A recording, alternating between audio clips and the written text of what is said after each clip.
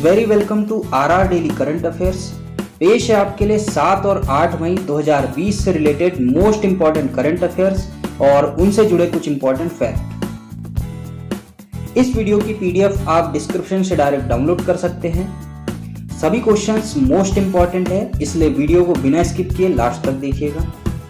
तो चलिए शुरू करते हैं। फर्स्ट क्वेश्चन है, हाल ही में किनकी 159वीं जयंती के उपलक्ष्य में वर्चुअल कार्यक्रम का आयोजन किया गया है? तो आंसर है रविंद्रनाथ टैगोर। राष्ट्रीय आधुनिक कला संग्रहालय national gallery of modern art ने गुरुदेव रविंद्रनाथ टैगोर की 159वीं जयंती के उपलक्ष्य में एक वर्चुअल कार्यक्रम का आयोजन किया है। इस वर्चुअल प्रोग्राम का शीर्षक गुरुदेव journey of the Maestro through his visual vocabulary रखा गया है। रविंद्रनाथ टैगोर प्रसिद्ध कवि, उपन्यासकार और चित्रकार थे। वे अपने उपन्यास गीतांजलि के लिए 1913 में साहित्य के नोबेल पुरस्कार से सम्मानित होने वाले पहले भारतीय हैं। इसके अलावा उन्होंने भारत और बांग्लादेश का राष्ट्रीय गान भी लिखा है। बात करते हैं राष्ट्रीय आधुनिक कला संग्रहालय की। इसकी स्थापना हुई थी 1954 में दिल्ली में। महानिदेशक है अद्वैत चरण गडनायका। नेक्स्ट क्वेश्चन है, हाल ही में Vijayant at Kargil the life of a Kargil hero नामक पुस्तक का विमोचन हुआ है। यह किसकी जीवनी है? तो आंसर है कैप्टन विजयंत थापर।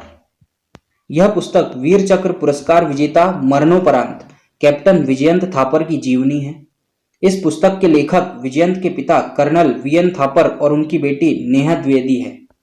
यह पुस्तक भारतीय सैन्य अकादमी में शामिल होने के बाद विजयंत थापा की यात्रा और उनके अनुभवों पर आधारित है। वे 12 दिसंबर 1998 को भारतीय सेना में शामिल हुए थे। कारगिल युद्ध के नोल हमले के दौरान 29 जून 1999 को उनके सिर में गोली लगने के कारण 22 साल की उम्र में उनका निधन हो गया। आपको बता दें कि हाल ही में केंद्रीय मंत्री प्रहलाद सिंह ने प्रोफेसर बीबी लाल इंडिया रीडिस्कवर्ड नामक बुक का भी विमोचन किया है। नेक्स्ट क्वेश्चन है, हाल ही में किसे श्रम ब्यूरो का महानिदेशक नियुक्त किया गया है? तो आंसर है डीपीएस नेगी को। भारतीय आर्थिक सेवा अधिकारी डीपीएस नेगी ने श्रम एवं रोजगार मंत्रालय में श्रम ब्यूरो के महानिदेशक का कार्यभार संभाल लिया है। इसके अलावा नेगी ने मंत्रालय के वरिष्ठ श्रम और रोजगार सलाहकार का भी पदभार ग्रहण किया है। वे 1985 बैच के भारतीय आर्थिक सेवा आईईएस अधिकारी है। इस नए कार्यभार को संभालने से पहले नेगी सलाहकार वित्त एमएसएमई के रूप में कार्यरत थे। वर्तमान में हमारे श्रम और रोजगार मंत्रालय के राज्य मंत्री स्वतंत्र प्रभार संतोष गंगवार है। बात नियुक्ति की आई है तो आपको पता होना चाहिए, हाल ही में लोकसभा में कांग्रेस के नेता अधीर रंजन चौधरी को पुनः संसद की लोक लेखा समिति यानी कि parliaments public accounts committee PAC का अध्यक्ष नियुक्त किया गया है। उन्हें लोकसभा अध्यक्ष ओम बिरला द्वारा समिति के अध्यक्ष के रूप में फिर से नियुक्त किया गया था। लोक लेखा समिति का काम भारत सरकार के सभी सरकारी खर्चों के खातों की जांच करना है, जिसका आधार नियंत्रक और महालेखा परीक्षक की रिपोर्ट होती है। यह सबसे पुरानी संसदीय समिति है जिसमें कुल 22 सदस्य होते हैं, जिसमें 15 सदस्य लोकसभा द्वारा तथा 7 सदस्य राज्यसभा द्वारा 1 वर्ष के लिए निर्वाचित किए जाते हैं। अब बात करते हैं एक और नियुक्ति की जो रिजर्व बैंक ऑफ इंडिया से संबंधित है। आर्थिक मामलों के सचिव तरुण बजाज को भारतीय रिजर्व बैंक के केंद्रीय बोर्ड का नया निदेशक बनाया गया है। वे 1988 बैच के आईएएस अधिकारी हैं। वह अतनु चक्रवर्ती की जगह लेंगे जो 30 अप्रैल को सेवानिवृत्त हुए हैं। अब बात करते हैं आरबीआई की, तो इसकी स्थापना हुई थी 1 अप्रैल 1935 को। मुख्यालय है मुंबई में और इसके गवर्नर है शक्तिकांत दास। इसके अलावा आपको पता होना चाहिए कि हाल ही में अरविंद कुमार शर्मा को एमएसएमई मंत्रालय का सचिव नियुक्त किया गया है। नेक्स्ट क्वेश्चन है, हाल ही में किस सैनिक सेवा पदक प्राप्त पूर्व केंद्रीय मंत्री का निधन हो गया है? तो आंसर है दलित एझिला मलाई। तो जो दलित एझिला मलाई है वे पट्टली मक्कल काची पार्टी के नेता थे। उन्होंने 1998-99 में अटल बिहारी वाजपेयी सरकार के दौरान केंद्रीय स्वास्थ्य परिवार कल्याण राज्य मंत्री स्वतंत्र प्रभार के रूप में कार्य किया था। उन्होंने सैन्य अधिकारी के रूप में 1971 के भारत पाक युद्ध में भी भाग लिया था। अब बात निधन की आई है तो आपको बता दें कि हाल ही में पद्मश्री से सम्मानित कवि के.एस. निसार अहमद का भी निधन हुआ है। इनके अलावा लोकपाल के न्यायिक सदस्य न्यायमूर्ति ए.के. त्रिपाठी का भी हाल ही में निधन हुआ है। नेक्स्ट क्वेश्चन है, हाल ही में पीएनबी हाउसिंग फाइनेंस ने रीयूजेबल पीपीई किट के लिए किसके साथ समझौता किया है? तो आंसर है आईआईटी दिल्ली के साथ। इसका उद्देश्य किफायती, टिकाऊ और पुनः इस्तेमाल किए जाने वाले पीपीई, सर्जिकल गाउन और मास्क बनाने में उपयोग किए जाने वाले एक अद्वितीय प्रोटोटाइप मटेरियल के अनुसंधान और विकास यानी कि रिसर्च एंड डेवलपमेंट आरएनडी को बढ़ावा देना है। इन स्थायी पीपीई, सर्जिकल गाउन और मास्क को सूचीबद्ध सरकारी अस्पतालों में आपूर्ति की जाएगी। पीपीई का मतलब होता है पर्सनल प्रोटेक्टिव इक्विपमेंट। बात करते हैं पीएनबी हाउसिंग फाइनेंस लिमिटेड की, तो स्थापना हुई थी 1988 में। इसका मुख्यालय है नई दिल्ली और इसके सीईओ है नीरज व्यास। नेक्स्ट क्वेश्चन है, हाल ही में किसके द्वारा वरिष्ठ नागरिकों के लिए सुरक्षित दादा दादी और नाना नानी अभियान शुरू किया गया है? तो आंसर है नीति आयोग। नीति आयोग ने कोविड-19 के दौरान वरिष्ठ नागरिकों को सुरक्षित रखने के लिए पिरामल फाउंडेशन के साथ मिलकर यह सुरक्षित दादा दादी और नाना नानी अभियान शुरू किया है। इस अभियान का उद्देश्य कोविड-19 महामारी के दौरान वरिष्ठ नागरिकों की देखभाल सुनिश्चित करना है। इसके तहत असम, बिहार, झारखंड, मध्य प्रदेश, महाराष्ट्र, राजस्थान और उत्तर प्रदेश जैसे विभिन्न राज्यों के 25 संभावित जिलों में 2.9 मिलियन वरिष्ठ नागरिकों को कवर किया जाएगा। बात करते हैं नीति आयोग की, तो इसमें नीति का फुल फॉर्म होता है national institution for transforming India. Headquarter है नई दिल्ली। अध्यक्ष इसके प्रधानमंत्री होते हैं, उपाध्यक्ष राजीव कुमार और सीईओ है अमिताभ कांत। आपको पता होना चाहिए कि हाल ही में डीआरडीओ द्वारा यूवी ब्लास्टर नामक डिसइंफेक्शन टावर विकसित किया गया है, जो कि अत्यधिक संक्रमण वाली जगहों पर इलेक्ट्रॉनिक उपकरणों को सैनिटाइज करने के लिए उपयोग किया जाएगा। बात समझौते की आई है, तो आपको पता होना चाहिए कि कोरोना महामारी में उपयोग की जाने वाली जांच किट की कम लागत और अधिक कार्यक्षमता के लिए सीएसआईआर ने नो हाउ लाइसेंस के लिए टाटा सन्स के साथ समझौता किया है।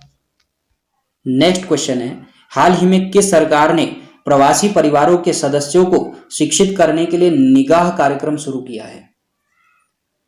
तो जो निगाह कार्यक्रम है वो शुरू किया है हिमाचल प्रदेश सरकार ने। इस कार्यक्रम के तहत राज्य सरकार देश के अन्य हिस्सों से राज्यों में आने वाले लोगों के परिवारों के सदस्यों को शिक्षित करेगी। इसके लिए आशा कार्यकर्ताओं, स्वास्थ्य और आंगनवाड़ी कार्यकर्ताओं की तैनाती की जाएगी, जो क्वारंटाइन लोगों में कोविड-19 और सोशल डिस्टेंसिंग के लिए जागरूकता बढ़ाएंगे। अब बात करते हैं हिमाचल प्रदेश की, तो राजधानी है शिमला और यहाँ के मुख्यमंत्री है जयराम ठाकुर और राज्यपाल है बंडारू दत्तात्रेय। नेक्स्ट क्वेश्चन है, हाल ही में किसके द्वारा CHD कोविड ऐप लॉन्च की गई है? तो आंसर है चंडीगढ़ प्रशासन द्वारा। चंडीगढ़ प्रशासन ने कोविड-19 से संबंधित जानकारी उपलब्ध कराने के लिए CHD कोविड नामक एक नया मोबाइल ऐप लॉन्च किया है। इस ऐप को society for promotion of IT इन चंडीगढ़ द्वारा विकसित किया गया है। ऐप एक सिंगल प्लेटफॉर्म के रूप में कार्य करेगा, जहां राज्य के नागरिक, प्रशासन और भारत सरकार द्वारा जारी किए गए सभी दिशा निर्देशों और आदेशों और सूचनाओं के बारे में जान सकते हैं। आपको बता दें कि चंडीगढ़ के उपराज्यपाल है VP सिंह बदनौर। ही प्रसिद्ध रॉक गार्डन है। नेक्स्ट क्वेश्चन है, हाल ही में किसके द्वारा video KYC engagement platform launch किया गया है? तो आंसर है अमेयो। अमेयो एक कस्टमर एंगेजमेंट टेक्नोलॉजी प्रोवाइडर है। यह फिजिकल KYC व ग्राहक की ऑनबोर्डिंग प्रक्रिया को वर्तमान 5 से 7 दिनों से घटाकर 3 मिनट से भी कम कर देगा। इस प्लेटफॉर्म में AES 256 एन्क्रिप्शन जैसी इंटरप्राइज ग्रेड सुरक्षा का उपयोग किया गया है, जो बैंकों, मोबाइल वॉलेट और NBFC को RBI के दिशा निर्देशों के अनुसार 100% अनुपालन करने में सक्षम बनाएगा। अमेयो की बात करें तो इसकी स्थापना 2003 में हुई थी। इसके CEO है विशाल लच्छी राम का। अब बात फाइनेंस सेक्टर की आई है, तो आपको बता दें, हाल ही में रिजर्व बैंक ऑफ इंडिया ने CKP सहकारी बैंक का लाइसेंस रद्द कर दिया है। इसके अलावा बजाज आलियांज ने किसानों के लिए फार्मित्रा ऐप लॉन्च की है। नेक्स्ट क्वेश्चन है, हाल ही में कर्नाटक सरकार ने बुनकरों को वित्तीय सहायता प्रदान करने के लिए कौन सी योजना शुरू की है? तो आंसर है नाइकर सम्मान योजना। इस योजना के अंतर्गत बुनकरों को 2,000 रुपए की वित्तीय सहायता प्रदान की जाएगी।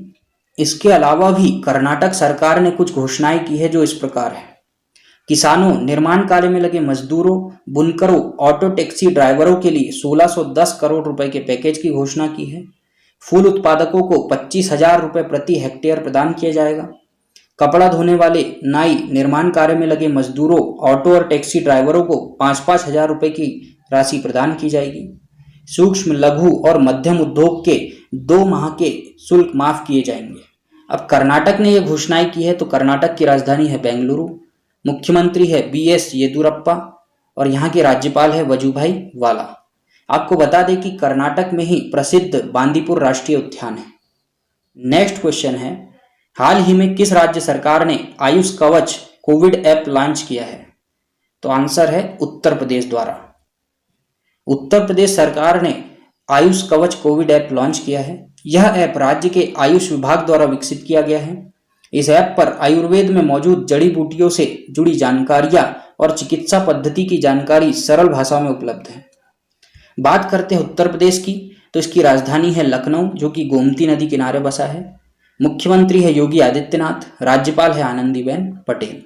आपको पता होना चाहिए कि हाल ही में उत्तर प्रदेश सरकार ने जियोटेक कम्युनिटी किचन की शुरुआत की है। इसके अलावा गोरखपुर के टेराकोटा को GI टैग भी मिला है।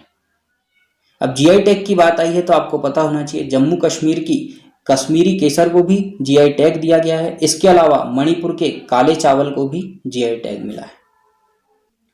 नेक्स्ट क्वेश्चन है, हाल ही में केंद्र सरकार ने विदेशों में फंसे भारतीयों को वापस लाने के लिए कौन सा अभियान शुरू किया है? तो इसका आंसर है वंदे भारत मिशन। वंदे भारत मिशन, जिसके तहत विदेशों में फंसे भारतीयों को वापस लाया जाएगा। 7 से 13 मई 2020 के मध्य केंद्र सरकार ने विदेशों में बसे भारतीयों को वापस लाने के सबसे बड़े अभियानों में से एक वंदे भारत मिशन के तहत 64 उड़ानें संचालित करने का निर्णय लिया है।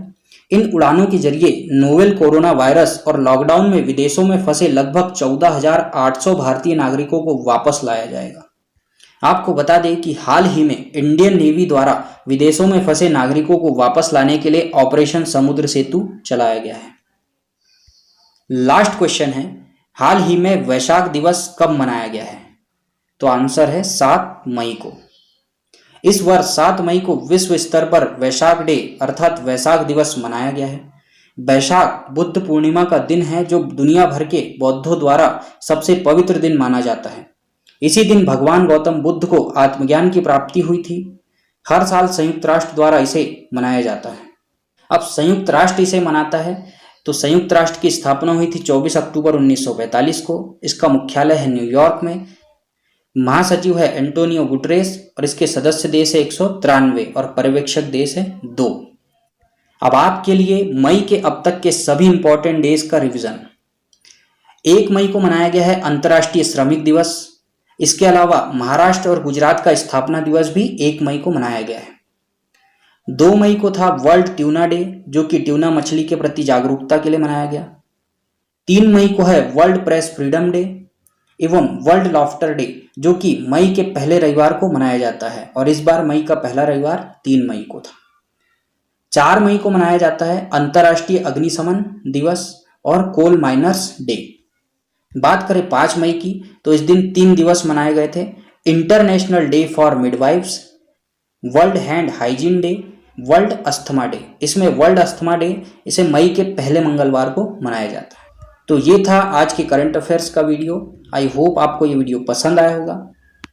अब आप लोगों के लिए कल के वीडियो का आंसर। कल का क्वेश्चन था, हाल ही में अंतर्राष्ट्रीय अग्निशमन दिवस यानी कि इंटरनेशनल फायर फाइटर्स डे कब मनाया गया है? तो इसका करेक्ट आंसर है 4 मई को। अब आप लोगों के लिए आज का क्वेश्चन है, हाल ही में वर्ल्ड हैंड हाइजीन डे यानी कि विश्व हाथ स्वच्छता दिवस, विश्व अस्थमा दिवस एवं इंटरनेशनल डे ऑफ मिडवाइफ्स कब मनाए गए हैं? ऑप्शन है 2 मई, 3 मई, 5 मई या इनमें से कोई नहीं। आप अपना आंसर कमेंट बॉक्स में दे सकते हैं।